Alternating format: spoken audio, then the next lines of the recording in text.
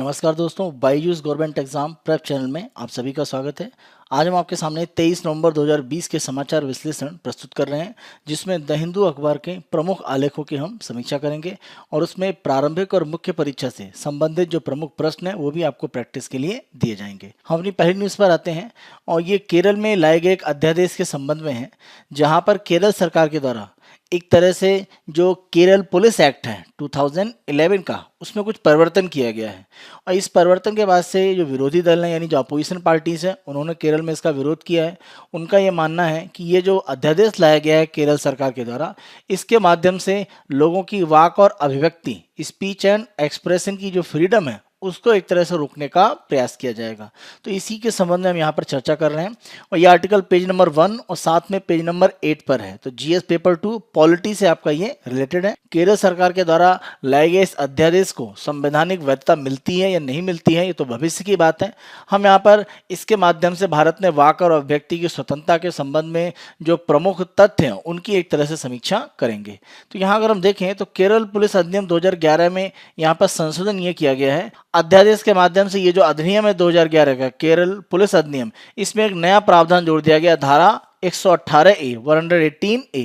और यहाँ पर यह कहा गया है कि किसी भी व्यक्ति को डराने, अपमान करने या बदनाम करने के लिए संचार के किसी भी माध्यम से अपमानजनक सामग्री का उत्पादन करना, प्रकाशन करना या प्रचार करना, इसके लिए अगर वो दोषी पाया जाता है तो इस धारा के अंतर्गत उसको 3 साल की कारावास या 10,000 रुपए तक का जो जुर्माना है वो एक तरह से दिया जा सकता है। तो ये एक तरह से प्रावधान किया गया है धारा 118A में, जो डाल दिया गया है केरल पुलिस अधिनियम 2011 में। तो ये जो परिवर्तन यहाँ पर किया गया है, तो अगर आप ध्यान से इसे देखें तो ये परिवर्तन एक तरह से आप कह सकते हैं जो डिजिटल एक तरह से माध्यम है, तो डिजिटल माध्यम में जो भी एक तरह से कंटेंट जा रहा है उस कंटेंट के ऊपर एक तरह से यहाँ पर रोक लगाई गई है। और इसके द्वारा अगर किसी विशेष व्यक्ति को डराने, अपमान करने या उसको डिफेम, बदनाम करने की एक नीयत दिखती है तो इसके आधार पर यहाँ पर उस पर केस चलाया जा सकता है इस सेक्शन 118A के अंतर्गत। और कारावास की व्यवस्था भी है और जुर्माने की व्यवस्था, दोनों भी हो सकता है। केरल सरकार का कहना है कि इसके माध्यम से सोशल मीडिया में जो भी पोस्ट डाले जा रहे हैं या ऑनलाइन जो कंटेंट डाला जा रहा है उसके ऊपर एक तरह से रोक लगाने का एक प्रयास है। ऐसे कंटेंट को रोकने का प्रयास किया जा रहा है जिसके माध्यम से जानबूझ के किसी का अपमान करने या किसी को डराने या सामाजिक रूप से उसको एक तरह से नीचे दिखाने की एक जो प्रयास है वो किया जाता है। तो यहाँ पर सरकार अपने पक्ष को लेकर काफ़ी स्पष्ट है कि ये प्रयास उन कंटेंट को एक तरह से रोकने के लिए है जो किसी विशेष व्यक्ति को गलत तरीके से लक्षित करते हैं। यहाँ पर यह कहा गया है कि इस धारा का बिल्कुल कोई ऐसा उद्देश्य नहीं है कि अगर किसी भी तरह की कोई रिपोर्टिंग की जा रही है या किसी भी तरह का राजनीतिक रूप में कोई, मान लीजिए किसी व्यक्ति के मजाक बनाने के लिए कोई कार्य किया जा रहा है या कोई लेख है या कोई कार्टून है, तो इस तरह का नहीं है कि उस पर कोई प्रतिबंध लगाने जैसी सीधी बात की जा रही है।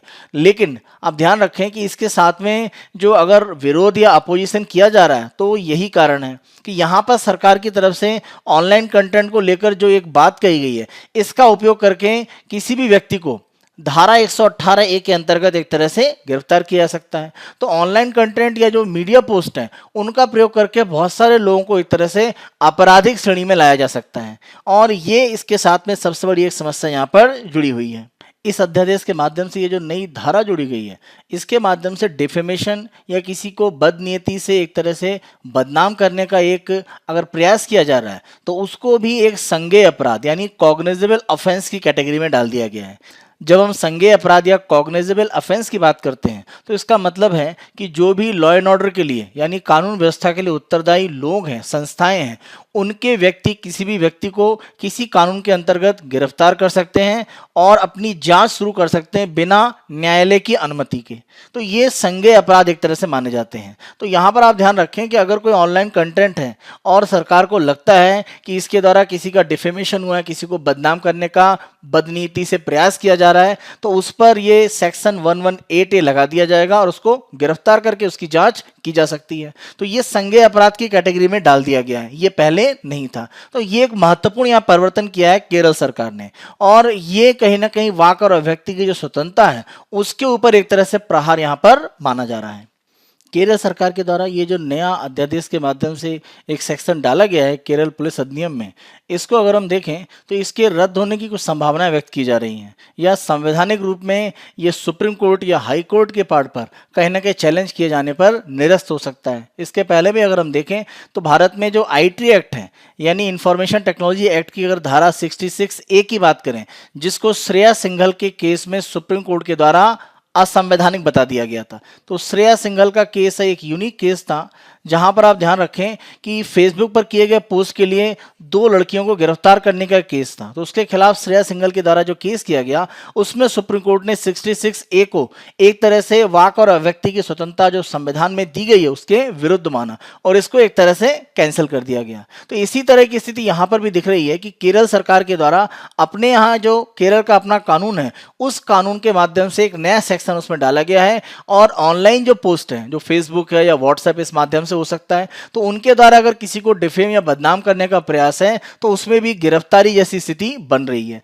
ये कहीं ना कहीं सुप्रीम कोर्ट के द्वारा इंफॉर्मेशन टेक्नोलॉजी एक्ट की धारा 66A के निरस्त किए जाने की जो पुराना श्रेया सिंघल का केस है, उसको एक तरह से वापस कहीं ना कहीं चर्चा में लाता है। और इस तरह की संभावना है कि अगर ये संवैधानिक रूप में आगे जाएगा तो ये अवैध सिद्ध हो सकता है, क्योंकि आप ध्यान रखें हमारा जो संविधान है उसकी धारा 19(1)(a), इसमें एक तरह से हमें वाक और अभिव्यक्ति की स्वतंत्रता प्राप्त है, और ये हमारे मूल अधिकार में आता है।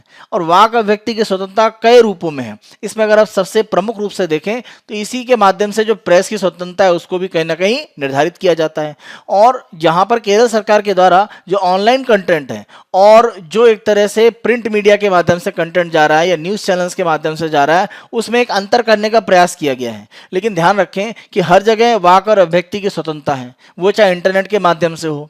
इसी के साथ साथ अगर हम ऑनलाइन कंटेंट की बात करें, तो अगर हम इंटरनेट की एक्सेस की बात करें, तो इंटरनेट की जो एक्सेस है उसको एक तरह से सुप्रीम कोर्ट ने मान लिया है कि ये मूल अधिकार का हिस्सा है। अगर हम जम्मू कश्मीर से संबंधित जो उसका निर्णय आया था उसमें अगर हम देखें, केरल अगर आप ध्यान रखें तो पहले राज्यों में था 2017 में, जब केरल के द्वारा यह घोषणा की गई थी कि इंटरनेट की जो एक्सेस है वो बेसिक ह्यूमन राइट, यानी एक सामान्य मौलिक अधिकार के रूप में स्वीकार किया गया था। तो अब अगर केरल सरकार के द्वारा अध्यादेश के माध्यम से ऑनलाइन कंटेंट पर इस तरह का कुछ प्रतिबंध लगाया जा रहा है, तो ये उसके द्वारा 2017 में किए गए अपने खुद के प्रयास को एक तरह से विरोध करने की स्थिति को दिखाता है। तो यहां पर आप ध्यान रखें कि जब हम इस धारा की बात कर रहे हैं तो इस तरह का प्रयास पहले भी IT act, information technology act में इस धारा 66A के माध्यम से किया गया था, जो सुप्रीम कोर्ट ने कैंसिल कर दिया। तो ये बहुत बड़े पैमाने पर लंबे समय तक केरल में आगे बढ़ पाएगा, इसकी संभावना कम है, क्योंकि इसका शुरुआत में ही विरोध शुरू हो गया है।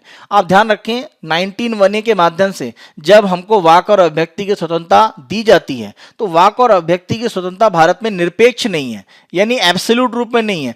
ऐसा नहीं है कि आपको हर स्थिति में यह स्वतंत्रता दी जाती है। ये क्या है? ये रिलेटिव या सापेक्ष है, यानी इस पर कुछ प्रतिबंध है। कुछ स्थितियों में वाक और अभिव्यक्ति की स्वतंत्रता, उस पर प्रतिबंध लगाए जा सकते हैं। तो ये निरपेक्ष नहीं है, एब्सोल्यूट नहीं है, इसे आप ध्यान रखें। अनुच्छेद 19 के अगर हम सेक्शन 2 का देखें तो दूसरे भाग में कहा गया अनुच्छेद 19 में कि कुछ ऐसे प्रतिबंध हैं जिनके आधार पर एक तरह से वाक और अभिव्यक्ति की स्वतंत्रता उसको एक लिमिटेड या निश्चित रूप में प्रतिबंधित किया जा सकता है। तो यहां देखिए, राज्य की सुरक्षा, यानी देश की सिक्योरिटी या सुरक्षा की बात है, तो उस मामले को लेकर अगर किसी तरह का प्रतिबंध लगाया जाता है वाक और अभिव्यक्ति पर, तो इसको आप किसी भी तरह से कोर्ट में चैलेंज नहीं कर सकते हैं। विदेशी राज्यों के साथ मैत्रीपूर्ण संबंध, मान लीजिए भारत और अमेरिका के बीच में मैत्रीपूर्ण संबंध के लिए कोई मान लीजिए हस्ताक्षर किया जाता है समझौता, और उसके विरोध में किसी भी तरह का मान लीजिए आर्टिकल या किसी भी तरह का बड़ा मान लीजिए एक प्रोटेस्ट किया जाता है, और उस प्रोटेस्ट को मान लीजिए सरकार प्रतिबंधित करती है, तो विदेशी राज्यों के साथ महत्वपूर्ण संबंध के अगर केस बनता है तो वहां पर भी इस तरह की जो अभिव्यक्ति है उसको प्रतिबंधित किया जा सकता है। सार्वजनिक व्यवस्था, लॉ एंड ऑर्डर की बात करें, जैसे आप देखें कभी कभी भारत सरकार के द्वारा, जैसे अगर हम दिल्ली में ही देखें तो दिल्ली में इस वर्ष के प्रारंभ में जो दंगों की स्थिति थी, माना गया कि ऑनलाइन माध्यम से फेसबुक, व्हाट्सएप, इनके माध्यम से लोगों में आपस में जो सामुदायिक वेमनेस है उसे पैदा करने का प्रयास किया गया। तो अगर किसी भी जगह पर इंटरनेट की सेवाओं को रोका जाता है अभी हमने बात करी कि इंटरनेट की एक्सेस को एक तरह से मूल अधिकार मान लिया गया, लेकिन अगर उसकी एक्सेस को रोका जाता है तो यहां पर आधार क्या था, सार्वजनिक व्यवस्था यानी लॉ एंड ऑर्डर को बनाए रखना। तो यह प्रतिबंध एक तरह से यहां पर सही है। शालीनता और नैतिकता, यानी अगर हम मोरालिटी की बात करें तो मोरल वैल्यूज के मेंटेन करने के लिए किसी तरह की वाक और व्यक्ति की स्वतंत्रता को अगर लिमिटेड किया जाता है तो इसको भी पूर्ण रूप से आप गलत नहीं कह सकते हैं। तो ये कारण भी हो सकता है।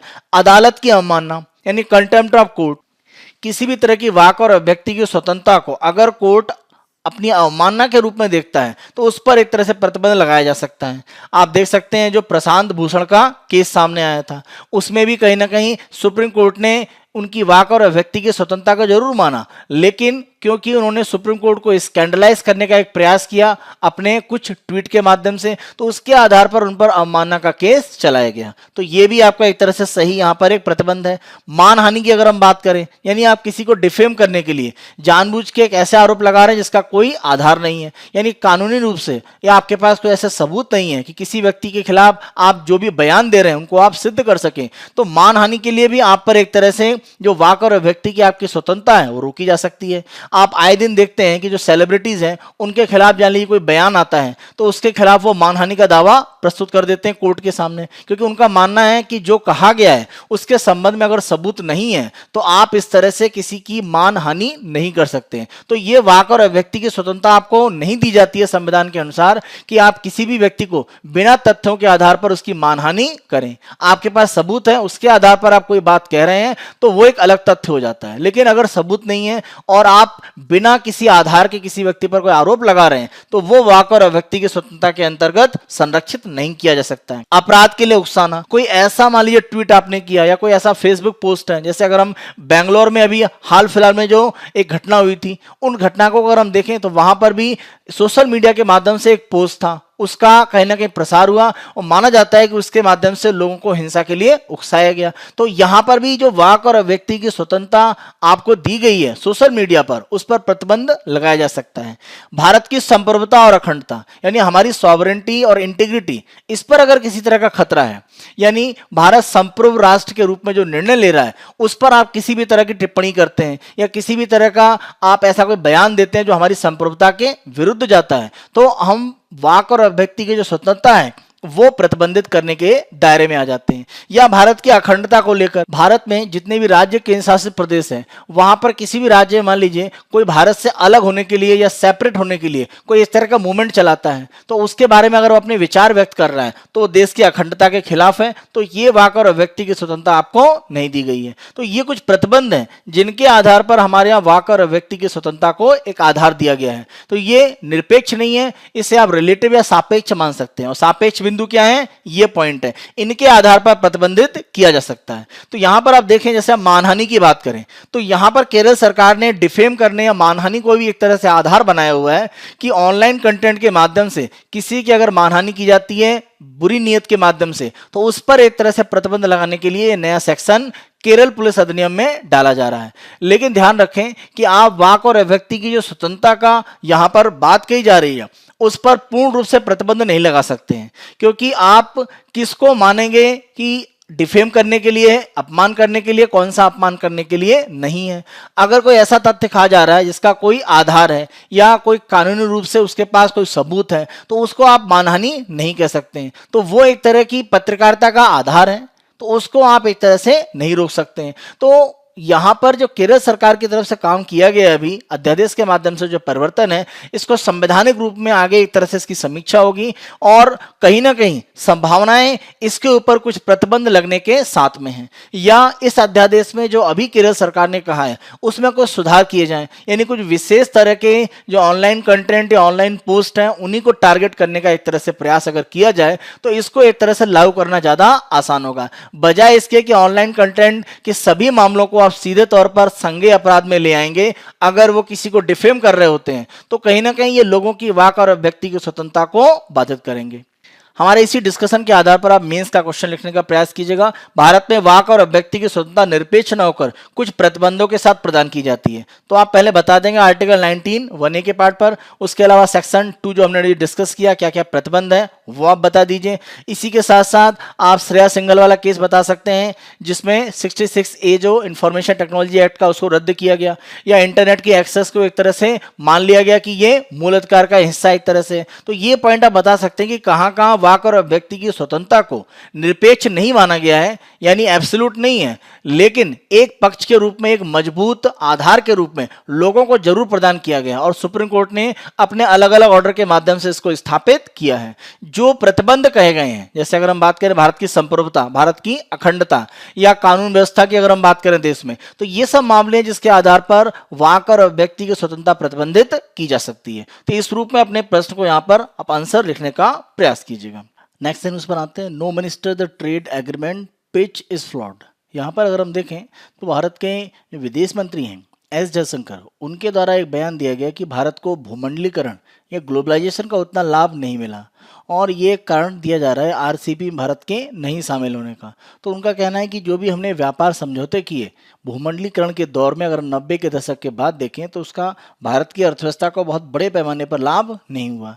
तो यहाँ पर इस आर्टिकल के माध्यम से एस जयशंकर का ये जो बयान है इसको एक तरह से काउंटर किया जा रहा है, और ये कहा जा रहा है कि भूमंडलीकरण का लाभ उतने बड़े पैमाने पर जितना सोचा गया वो नहीं हुआ, लेकिन पूरी तरह से नुकसान हुआ या बहुत ज़्यादा लाभ नहीं हुआ, ये स्थिति नहीं है। तो यहाँ पर हम उसी को डिस्कस कर रहे हैं।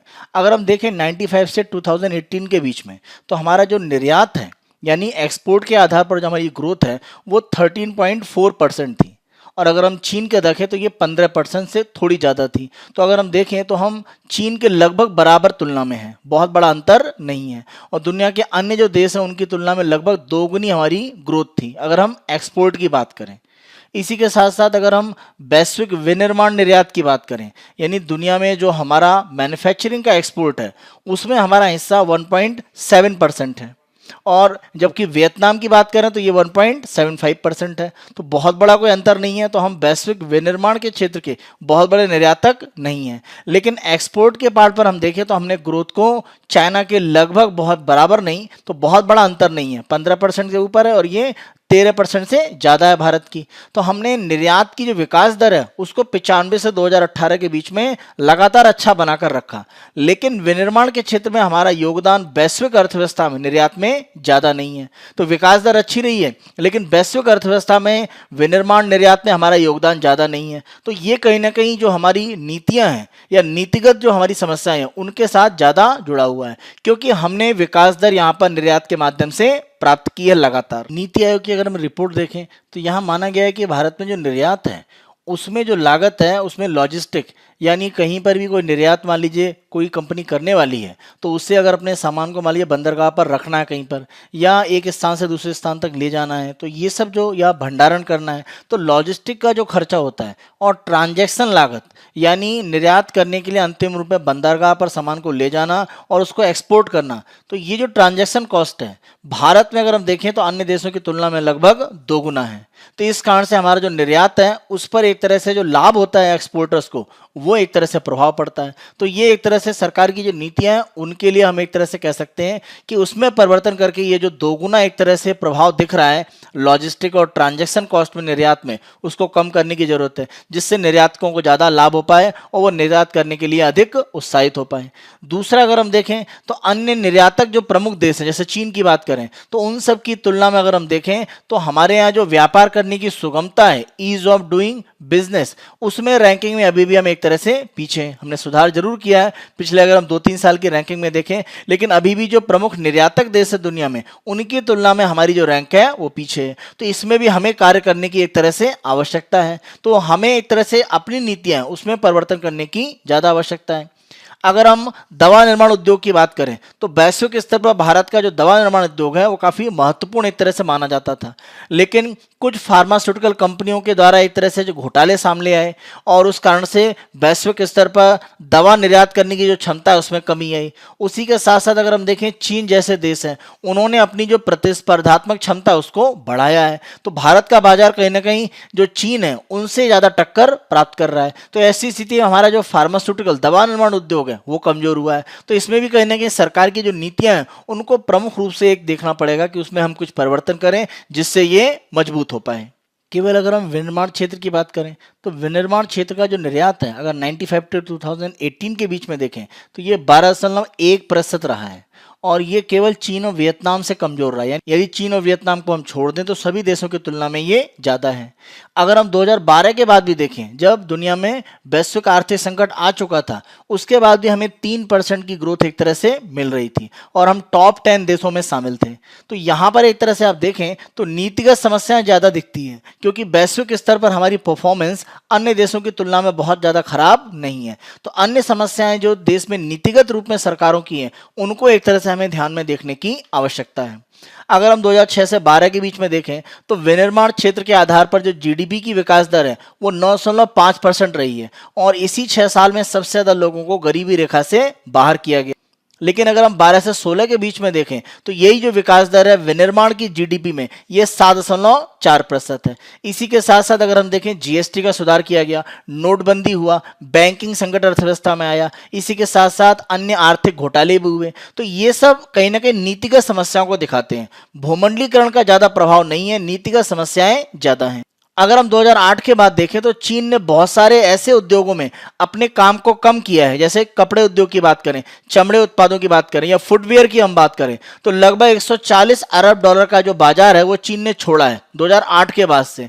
लेकिन वो बाजार भारत को नहीं प्राप्त हुआ। तो भारत कहीं ना कहीं इसे प्राप्त कर सकता था लेकिन नीतिगत समस्याओं के कारण इसको प्राप्त तो नहीं कर पाया। तो भूमंडलीकरण का लाभ मिलता लेकिन नीतिगत समस्याओं ने इसको कहीं ना कहीं हमसे दूर रखा। वियतनाम जैसे देशों को इसका ज्यादा लाभ मिला है। इसी के साथ साथ अगर हम देखें तो भारत सरकार ने 2014 के बाद से मजबूत रुपए यानी स्ट्रॉन्ग रूपी की एक नीति को अपनाया है। यानी डॉलर की तुलना में जो रुपए है उसको मजबूत करने का एक प्रयास किया गया है। जैसे अगर हम मान लीजिए जब हम बोलते हैं रुपए को मजबूत करना यानी $1 अगर 70 रुपए का है तो अगर ये घटकर 50 का हो जाए तो यहां पर आप देखें $1 बराबर 70 रुपए है तो ₹1 की वैल्यू कितनी हो गई 1/70। यानी अगर हम यहां पर देखें तो अब ₹1 की वैल्यू कितनी होगी 1/50। तो यहां ₹1 $1/70 का ये कितना हो गया 1/50। तो जो आप 70 से 50 कर रहे होते हैं तो एक तरह से डॉलर कमजोर हो रहा है, रुपए क्या हो रहा है मजबूत हो रहा है और ये नीति सरकार की एक तरफ से रही है। तो जब हम रुपए को मजबूत करने की कोशिश करते हैं तो होता क्या है जो आयात है वो सस्ता हो जाता है। जैसे आप देखें $1 में आप अमेरिका में कोई सामान मान लीजिए बाहर से खरीद रहे हैं तो पहले आपको कितने रुपए देने पड़ते थे 70, अब आपको कितना देना पड़ेगा 50। तो आपके लिए आयात क्या हो गया सस्ता। लेकिन निर्यात को नुकसान हो जाता है क्योंकि निर्यात आप देखें यहां पर पहले 70 रुपए पर $1, अब कितना है 50 रुपए पर $1। तो कहीं ना कहीं $1 में जो 70 रुपए का सामान इंडिया से लिया जा सकता था अब $1 में कितने का लिया जाएगा केवल 50 रुपए का। तो निर्यात को नुकसान और यहां पर आयात को एक तरह से क्या है लाभ हो जाता है अगर हम मजबूत रुपए की नीति अपनाते हैं, जैसा 2014 के बाद सरकार के द्वारा तेजी से अपनाया गया कि रुपए स्ट्रांग या मजबूत रहे। तो इस स्थिति में हुआ क्या आयात बड़ी संख्या में बढ़ा और खास तौर पे नॉन रिच यानी ऐसे वस्तुओं और सेवाओं की बात करें जिनका उपयोग संपन्न वर्ग के द्वारा नहीं किया जाता है, यानी मध्यम वर्ग की बात करें या लोअर मिडिल क्लास या अपर मिडिल क्लास उनके द्वारा उपयोग किया जाता है। तो इस तरह की वस्तु और सेवाओं की जो मांग है यानी आयात के रूप में वो बढ़ी और इसका कारण क्या माना गया कि रुपए को मजबूत करने का एक जो प्रयास रहा। तो ये सब अगर हम नीतियां देखें तो कहीं ना कहीं नीतिगत समस्याएं ज्यादा हैं। तो विदेश मंत्री का जो बयान है कि ग्लोबलाइजेशन का एक तरह नुकसान और उतना लाभ नहीं हुआ देश की अर्थव्यवस्था को, ये हम एक तरह से सही रूप में अगर हम आंकड़ों को देखें तो हम नहीं कह सकते। कहीं ना कहीं नीतिगत समस्याएं अभी भी अर्थव्यवस्था में उनको दूर करने की जरूरत है। निर्यात को मजबूत करने के लिए, विनिर्माण क्षेत्र को मजबूत करने के लिए और हमारी ग्रामीण अर्थव्यवस्था है वहां पर हमें और प्रयास करने की आवश्यकता है। तो नीतिगत समस्याओं को दूर करके भूमंडलीकरण का जो लाभ है वो भारत तो एक तरह से प्राप्त कर सकता है। आत्मनिर्भर भारत अभियान कहीं ना कहीं इसकी दिशा में एक सही कदम है और वैश्विक स्थिति में चीन की जो एक कमजोरी आएगी जो कोविड-19 के बाद माना जा रहा है उसका लाभ हम कैसे उठा पाए, इसके लिए हमें नीतिगत बड़े रूप में परिवर्तन करने की आवश्यकता है। नेक्स्ट न्यूज पर आते हैं। 132 countries attend global meet on criminal finances. यहाँ पर अगर हम देखें तो 3 संगठन है, इंटरपोल, इसके साथ साथ यूरोपोल और बेसल इंस्टीट्यूट ऑन गवर्नेंस। इनके द्वारा मिलकर 2016 में एक वर्किंग ग्रुप बनाया गया था, working group on crypto currencies and money laundering. तो ये जो वर्किंग ग्रुप बनाया गया था, इसी के माध्यम से ये सम्मेलन आयोजित किया जाता है और ये चौथा इस तरह का सम्मेलन है, अभी वर्चुअल रूप में है। और इसका उद्देश्य बेसिकली ये है कि क्रिप्टो करेंसी के माध्यम से जो भी अपराध किए जा रहे हैं, मनी लॉन्ड्रिंग की जा रही है या अन्य तरह के अपराध किए जा रहे हैं, उनको किस तरह से रोका जाए।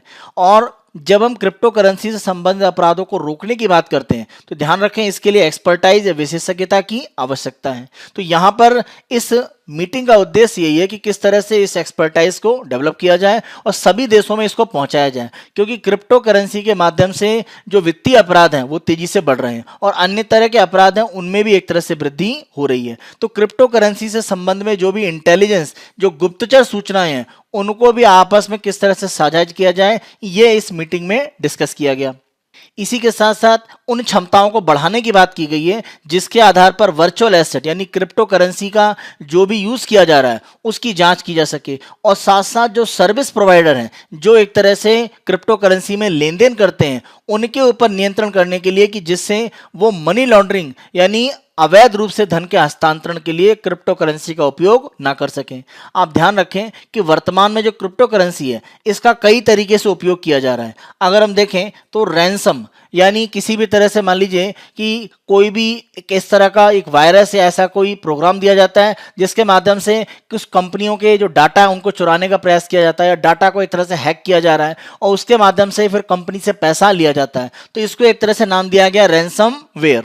एक दूसरा पार्ट देखें, सेक्सटॉर्शन यानी किसी तरह की जो सेक्सुअल एक्टिविटी है उसके बारे में सूचनाओं को पब्लिक कर देने का एक कह सकते हैं धमकी देकर उससे पैसा ऐंठना। तो ये भी एक तरह से जो सेक्सटॉर्शन है इसके भी घटनाएं तेजी से बढ़ रही हैं। इसी के साथ साथ अगर हम देखें जो भी ड्रग में यानी जो भी अवैध रूप से जो नशीले पदार्थ है उनमें जो वैश्विक लेन देन हो रहा है उसमें भुगतान करने के लिए भी क्रिप्टो करेंसी का अब उपयोग किया जा रहा है। तो क्रिप्टो करेंसी के जो अवैध रूप से उपयोग हैं वो बढ़ते चले जा रहे हैं, तो उनको रोकने के लिए आपस में वैश्विक रूप में जब तक मिलकर कार्य नहीं किया जाएगा इसका जो रोकथाम वो करना आसान नहीं है, क्योंकि हमने स्टार्ट में डिस्कस किया कि इसके लिए एक्सपर्टाइज या विशेषज्ञता की बहुत जरूरत है और ये विभिन्न देशों में क्षमताएं जो विकसित हैं आपस में शेयर करके और उसमें और मजबूती लाकर हम क्रिप्टो करेंसी के माध्यम से जो भी वित्तीय या अन्य तरह के अपराध हो रहे हैं उनको रोकने का प्रयास कर सकते हैं। नेक्स्ट उस पर आते हैं, Rawat calls for dual use facilities. यहाँ पर हम देखें तो भारत में chief of defence staff general Vipin Rawat के द्वारा कहा गया है कि हम एक तरह से ऐसी क्षमताओं को विकसित करें जो दो तरह से उपयोग की जा सके, यानी डुअल यूज। हमें इस तरह की क्षमताएं बनानी होंगी जिसका सेना के द्वारा भी उपयोग किया जाए और एक तरह से जो नागरिक प्रशासन है वो भी इसका उपयोग कर सकता है, यानी सिविल मिलिट्री। इन दोनों क्षमताओं के रूप में जो भी संसाधन उनको हमें भविष्य में विकसित करने की आवश्यकता है, जिससे कि हमें सेना के लिए अलग से संसाधन विकसित करने की आवश्यकता न रहे। क्योंकि ध्यान रखिए भारत में जो रक्षा बजट है उसमें एक तरह से कुछ कमी की जा रही है, तो उसको पूरा करने का यही तरीका है कि सिविल और मिलिट्री यानी नागरिक और सैन्य जो क्षमता है उसको आपस में विकसित करना पड़ेगा मिलाकर, जिससे कि सैन्य क्षमताओं का नागरिक रूप में और नागरिक क्षमताओं का सैन्य क्षमता के रूप में दोहरा उपयोग किया जा सके। इसी दोहरे उपयोग के बारे में जनरल बिपिन रावत के द्वारा कहा गया है। उनका यह मानना है कि जो भी हमारे हवाई अड्डे हैं वो नागरिक रूप में और जो सैन्य रूप में हैं उनको आपस में इंटीग्रेट किया जाना चाहिए।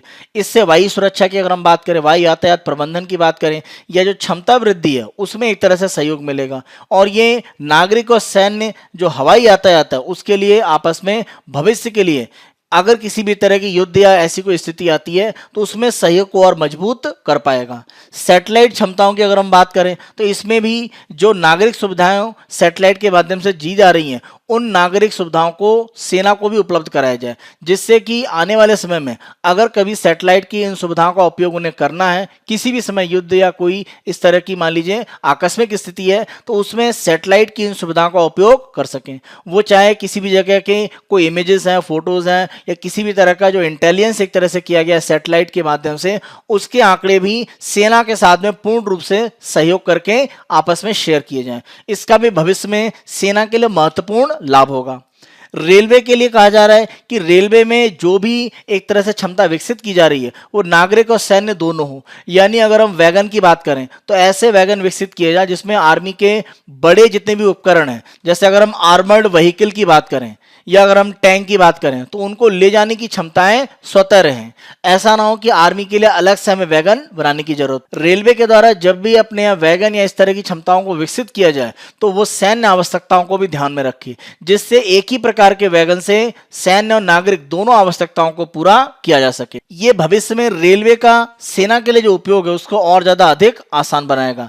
दूर संचार और विद्युत आपूर्ति की अगर हम बात करें तो रेलवे, सड़क मार्ग और जो सुरंगें हैं उनके साथ साथ जो विद्युत सप्लाई और दूर संचार के जो टावर हैं वो स्थापित किए जाएं, जिनका उपयोग नागरिक प्रशासन तो करे ही, सेना भी उनका उपयोग कर सके। तो ये जो प्रमुख जो साधन है दूर संचार और विद्युत, ये भी एक तरह से नागरिक प्रशासन के साथ में सेना सहयोग करके उपयोग कर सकती है। भंडारण की अगर हम बात करें तो भंडारण के लिए सेना की आवश्यकता अगर हम देखें तो आयुध यानी विभिन्न प्रकार के जो भी जखीरा है, जैसे गोला बारूद या बम की बात करें या अगर हम गोलियों की बात करें तो वो सब भंडारण की सुविधा। इसके अलावा जो भी सैन्य लोग हैं उनके लिए जो खाने पीने की आपूर्ति यानी जो रसद का पार्ट है, या अगर हम ईंधन की बात करें, लुब्रिकेंट की बात करें, तो ये सारी आवश्यकताएं सेना को भी बड़े पैमाने पर रहती हैं। और इनका भंडारण अगर हम देखें तो जो नागरिक प्रशासन है उसके माध्यम से जो भंडारण की सुविधाएं उनका उपयोग सैन्य क्षमताओं में भी किया जा सकता है। भंडारण की ऐसी सुविधाएं विकसित की जाए इसका नागरिक प्रशासन और सेना दोनों के द्वारा बराबर उपयोग किया जा सके। इसी के साथ साथ अगर हम देखें तो सैन्य क्षमताओं की जब हम बात करते हैं तो भारत में जो भी उपकरण बनाए जा सकते हैं उन उपकरणों को बनाने के लिए पूर्ण रूप से भारतीय कंपनियों पर जो निर्भरता है उसको एक तरह से बढ़ाया जाए। तो भारत के माध्यम से ही भारत की सेनाओं की जो जरूरतें हैं उनको भविष्य में पूरा करने के लिए हमें प्रयास करना पड़ेगा, क्योंकि जब तक हम ये क्षमता विकसित नहीं कर पाएंगे हम बाहरी देशों पर आश्रित रहकर भारत को एक सुपर पावर के रूप में डेवलप नहीं कर सकते हैं। तो इसके लिए आवश्यकता यह है कि भारत की जो घरेलू क्षमता है वो नागरिक प्रशासन में जो है उसको सैन्य क्षमता के साथ में जोड़ना पड़ेगा और क्षमता को धीरे धीरे बढ़ाते हुए नागरिक सैन्य क्षमता को एक रूपता देनी पड़ेगी, जिससे किसी भी तरह की युद्ध या कोई इस तरह की आकस्मिक स्थिति हो तो उसमें नागरिक प्रशासन का सैन्य रूप में जो उपयोग है वो बड़े पैमाने पर किया जा सके। क्योंकि अगर लगातार इस तरह का आपस में एक सहयोग नहीं होता है तो किसी युद्ध या कोई आकस्मिक स्थिति में अचानक नागरिक प्रशासन सेना के साथ अच्छे से सहयोग कर पाए, इसमें कोई समस्याएं आ सकती हैं। तो इसको दूर करने के लिए हमें अभी से भविष्य के लिए कार्यक्रम बनाकर चलना पड़ेगा। इसी हमारे डिस्कशन के आधार पर आप मेंस का क्वेश्चन लिखने का प्रयास कीजिएगा। घटते रक्षा बजट में भारत को अपनी रक्षा आवश्यकताओं के लिए नागरिक सैन्य गठजोड़ को मजबूत करने की आवश्यकता है, चर्चा करें। तो यहाँ बता सकते हैं किस तरह से नागरिक प्रशासन क्षमताओं में जो है और जो सैन्य क्षमताएं हैं वो अलग अलग विकसित करने पर संसाधन ज्यादा लगेंगे, ज्यादा आर्थिक खर्च आएगा। तो कम आर्थिक खर्च में दोनों के लिए संसाधन अगर विकसित किए जा सके तो ये भविष्य के लिए एक आर्थिक संसाधनों का एक उच्चतम उपयोग कहीं ना कहीं दर्शाता है। तो इस रूप में अपने आंसर को आप लिखने का प्रयास कीजिएगा। जो हमने डिस्कस किया है, जैसे विद्युत लाइन की बात करें, दूर संचार के जो टावर हैं उनकी स्थापना करना, या अगर हम बात करें जो भी प्रोडक्शन किया जा रहा है या स्टोरेज किया जा रहा है तो नागरिक जो प्रशासन है उनके साथ में एक तरह से मिलकर सैन्य रूप में किया जाए। तो ये हम बता सकते हैं कि जब हम साझेदारी करते हैं तो कहीं ना कहीं लागत घटती है, और लागत घटेगी तो कम बजट में भी रक्षा की जो सुविधाएं उनको सर्वोत्तम स्तर पर रखा जा सकता है। इस रूप में अपने आंसर को आप लिखने का प्रयास कीजिएगा।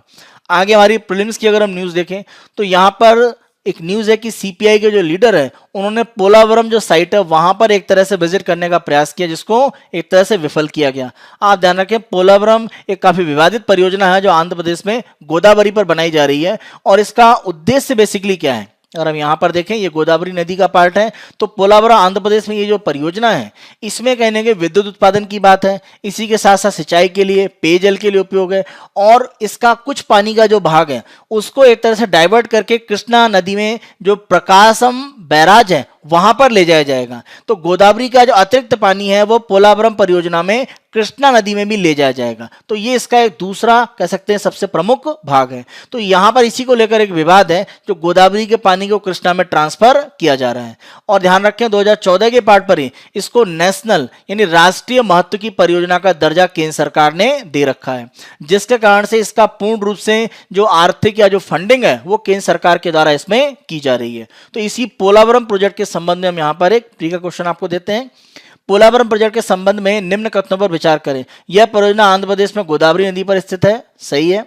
इसे 2014 में राष्ट्रीय परियोजना का दर्जा प्रदान किया गया, जिससे इसका पूर्ण आर्थिक संसाधन केंद्र सरकार प्रदान कर रही है, सही स्टेटमेंट है।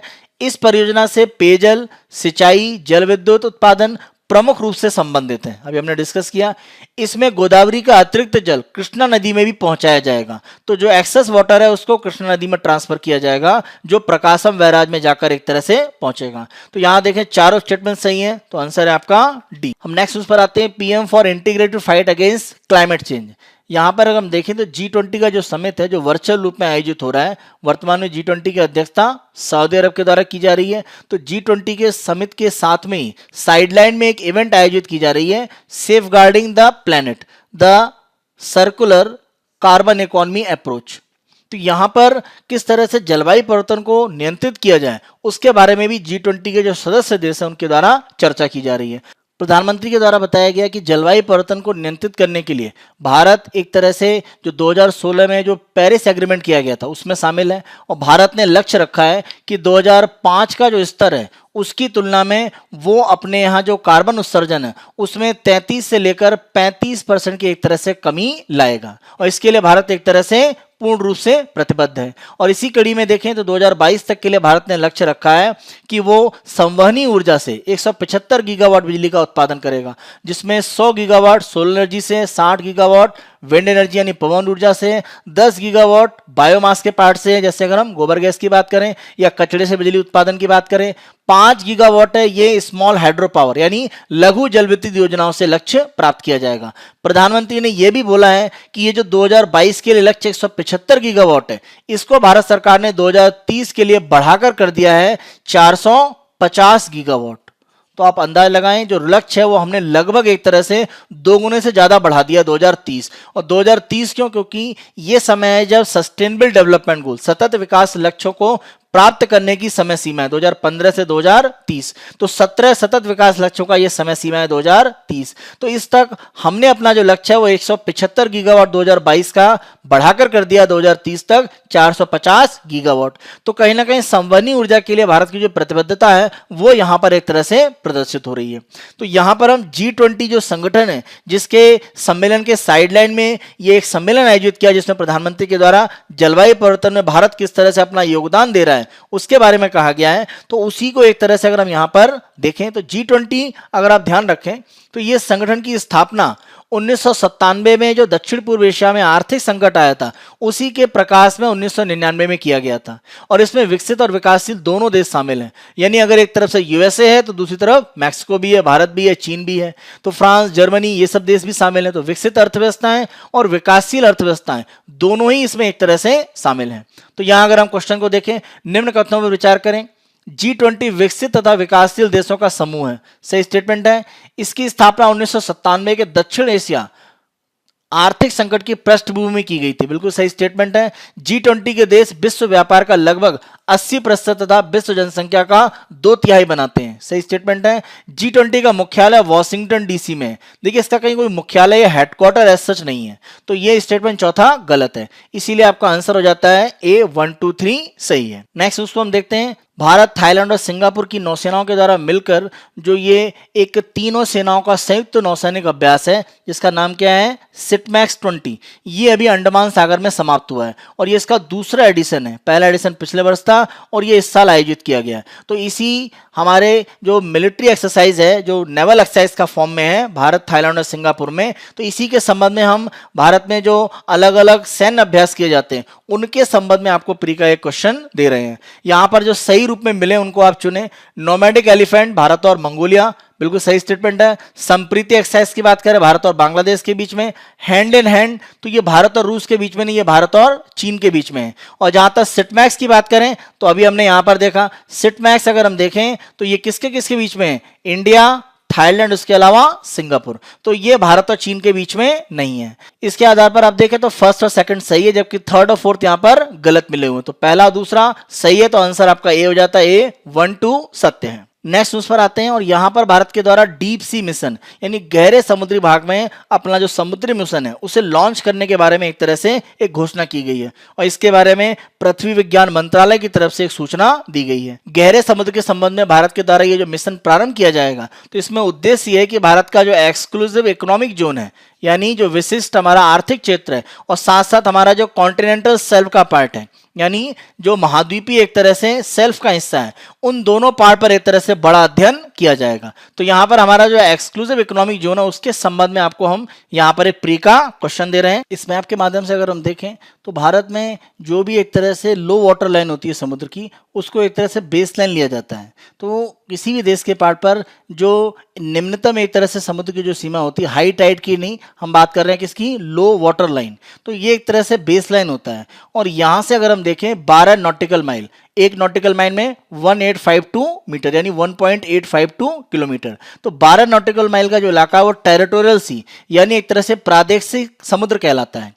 और इस लाइन से अगर हम 12 नॉटिकल माइल और आगे चले जाएं तो ये कंटिगुअस जोन एक तरह से कहलाता है। देखिए एक्सक्लूसिव इकोनॉमिक जोन की अगर हम आगे की बात करें तो आगे मैक्सिमम 350 नॉटिकल माइल तक का जो इलाका है, वहां का जो कॉन्टिनेंटल शेल्फ का पार्ट है, वहां के लिए क्लेम एक तरह से किया जा सकता है। लेकिन इसको क्लेम हम करेंगे, वो हमें मिल पाएगा नहीं मिल पाएगा, उसके बाद एक तरह से होता है। तो ये 200 नॉटिकल माइल तक की जो लिमिट है, ये एक्सक्लूसिव इकोनॉमिक जोन एक तरह से कहलाता है, EEZ।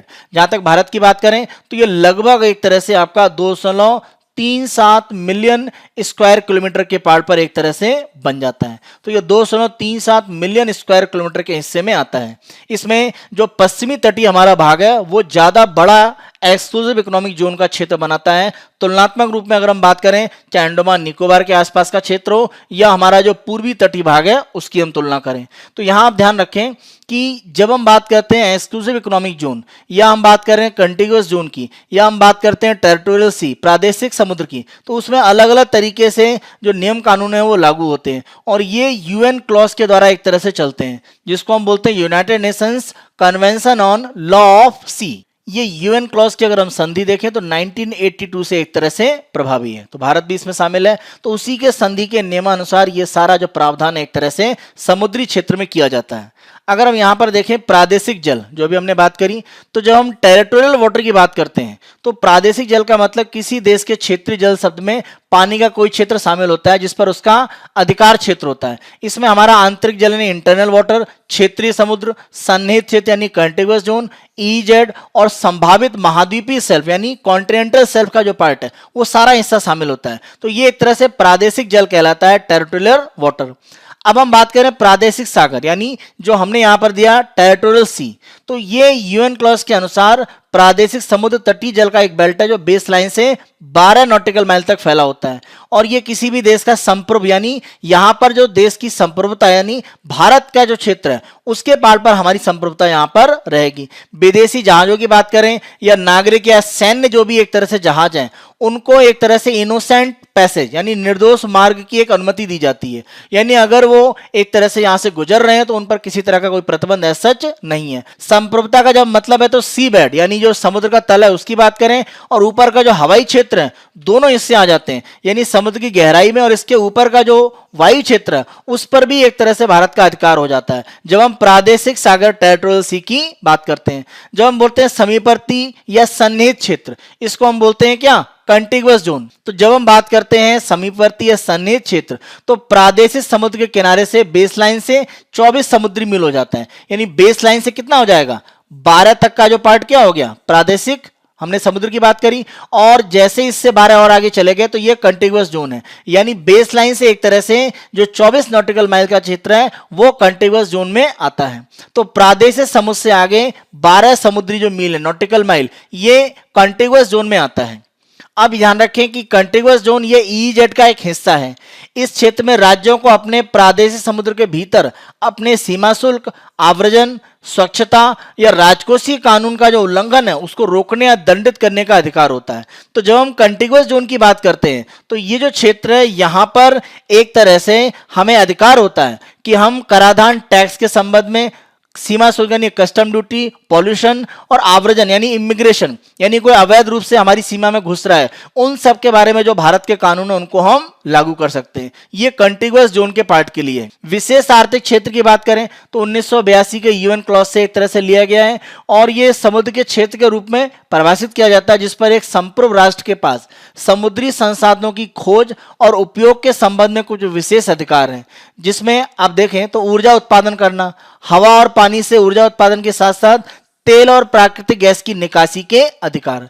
तो जो हम ईजेड की बात करते हैं तो किसी भी देश के ईजेड में उसको समुद्री संसाधन का उपयोग करने और उनकी खोज करने के अधिकार मिल जाते हैं, चाहे तेल और प्राकृतिक गैस की बात करें या हवा या समुद्री पानी से कोई ऊर्जा उत्पादन करना हो, ये सारे अधिकार ईजेड जिस देश का होता है उसको मिलते हैं। ईजेड ऐसा क्षेत्र है जो प्रादेशिक समुद्र के निकट और उसके बाहर है। ईजेड के बारे में ध्यान रखें कि प्रादेशिक समुद्र इसमें शामिल नहीं है, यानी ईजेड की जो गणना है वो अगर आप यहां पर देखें तो ईजेड हमने ये लिखा हुआ है और ये कहां से लिया जा रहा है, ये एक तरह से लिया जा रहा होता है जहां से प्रादेशिक समुद्र खत्म होता है। तो कंटिगुअस जोन जरूर शामिल है लेकिन प्रादेशिक समुद्र ईजेड में नहीं शामिल होता है, ये आप जरा ध्यान रखें फैक्ट को। इसी के साथ ध्यान रखें कि 200 समुद्री नॉटिकल माइल से आगे का जो इलाका है वो एक तरह से ईजेड में शामिल नहीं होता है। कंटिगुअस जोन होता है वो हमने डिस्कस किया।